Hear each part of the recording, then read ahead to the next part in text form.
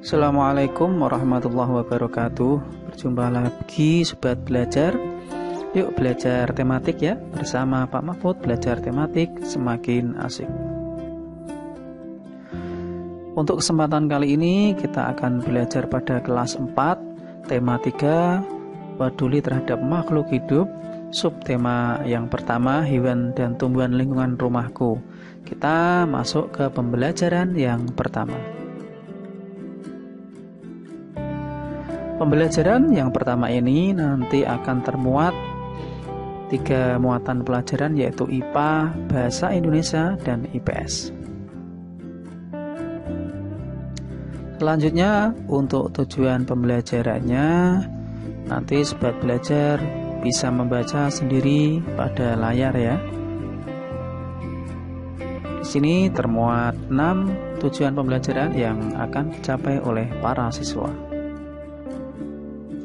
Langsung saja Sobat Belajar kita mulai pembelajaran hari ini.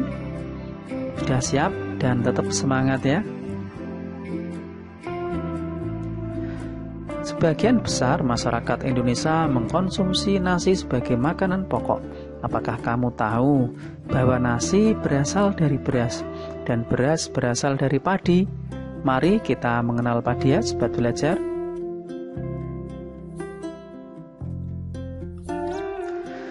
Tahukah kalian makanan yang paling banyak dikonsumsi masyarakat Indonesia? Bacalah teks berikut ya Sobat Belajar.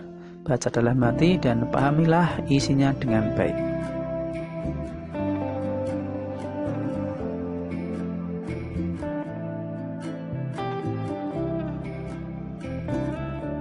Padi adalah tanaman yang sangat penting di Indonesia.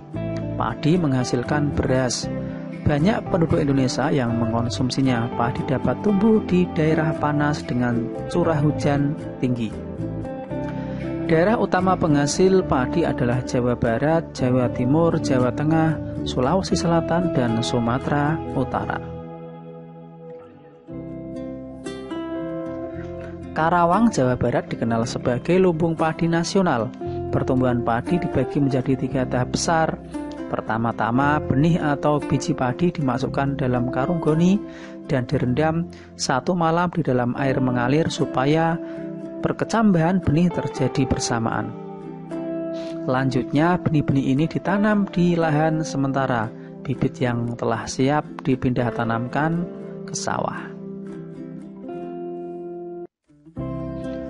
Biji atau benih tadi akan tumbuh berkecambah hingga muncul ke permukaan. Bakal, akar, dan tunas menonjol keluar, lalu batangnya memanjang.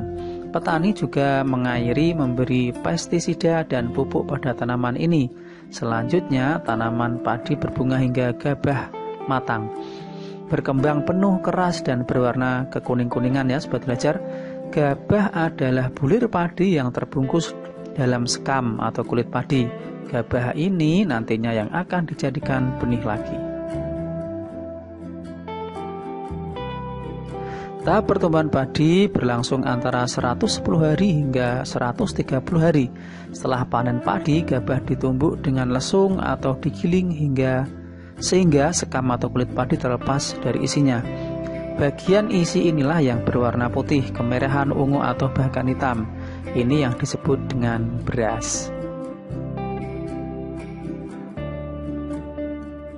Nah, Sobat Belajar, sekarang tugas kalian setelah kalian membaca bacaan tadi ya, jawablah pertanyaan berikut. Yang pertama, apa isi bacaan di atas? Kemudian, mengapa tanaman tersebut penting bagi masyarakat Indonesia?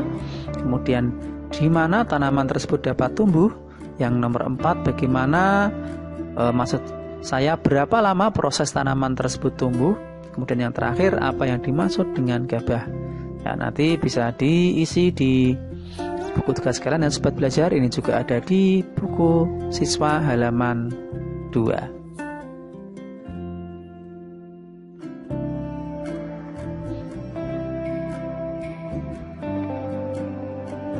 Nah, selain bermanfaat bagi manusia, padi juga bermanfaat bagi yang lainnya. Sobat Belajar, apa saja ya?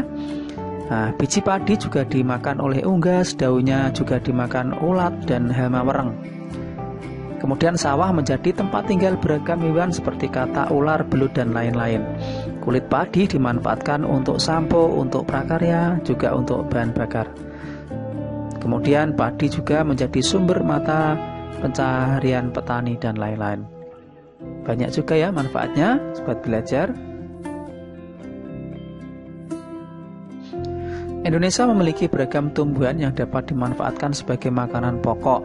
Beras atau padi, sagu, dan singkong adalah beberapa di antaranya. Di daerahmu pasti banyak tumbuhan yang dapat dimanfaatkan ya sobat belajar. Ada mangga, pisang, seledri, tebu, atau lainnya. Kamu sudah belajar tentang bagaimana padi tumbuh. Sekarang isilah diagram berikut berdasarkan bacaan tadi ya sobat belajar. Ini ada gambar dan keterangannya di bawah. Nah, tadi dibagi menjadi 3 tahap besar. Ini gambarnya juga ada 3. Nah, kira-kira bagaimana ya isinya? Mari kita bahas bersama-sama ya sobat belajar. Nah, yang pertama tadi, benih atau biji padi dimasukkan dalam karung goni dan direndam 1 malam di dalam air mengalir supaya perkecambahan benih terjadi bersamaan. Yang tahap kedua, benih-benih ini ditanam di lahan sementara ya. Kemudian tahap yang ketiga, bibit yang telah siap dipindah tanamkan ke sawah dan nanti akan menjadi padi atau gabah dan dibuat bibit lagi, begitu seterusnya. Paham ya sobat belajar? Berikut adalah beberapa cara untuk mempertahankan padi agar tetap dapat dinikmati masyarakat Indonesia. Yang pertama, menjaga bibit agar dapat ditanam kembali. Dan yang kedua, menjaga lahan pertanian. Jangan sampai lahan digunakan untuk kebutuhan lainnya, misalnya dijadikan untuk mendirikan bangunan. Yang ketiga, menjaga kebersihan lingkungan. Sampah akan menyebabkan banjir. Apabila terjadi banjir, maka tanaman padi tidak akan bisa tumbuh. Kemudian saluran air atau irigasinya dijaga agar tetap mengalir lancar ya sobat belajar. Kemudian yang kelima, penggunaan beras yang tidak berlebihan. Karena jumlah penduduk yang meningkat akan meningkatkan kebutuhan yang besar terhadap padi. Penggunaan beras sesuai kebutuhan akan sangat membantu. Ayo mengamati sobat belajar. Kalian amati gambar di bawah ini, kemudian kalian bisa membuat sedikitnya 5 pertanyaan ya. Gambar yang pertama ada nelayan di laut, di pantai, kemudian ada perbukitan, kemudian ada sawah. Ini kalian bisa menggunakan kata tanya apa, bagaimana, siapa, berapa, mengapa, dan kapan. Ya, ini sudah ada di pembelajaran sebelumnya sobat belajar untuk membuat kalimat pertanyaan.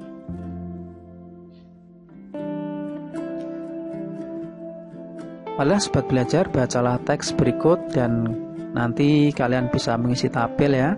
Yang pertama ada pantai. Pantai adalah daerah yang berbatasan langsung dengan laut. Pantai ada yang landai, ada pula yang terjal. Pantai yang landai biasanya digunakan untuk objek wisata. Kemudian ada dataran tinggi. Dataran tinggi adalah permukaan bumi yang ketinggiannya 500 meter di atas permukaan laut. Dataran tinggi biasanya dimanfaatkan untuk peristirahatan, objek wisata, dan usaha perkebunan.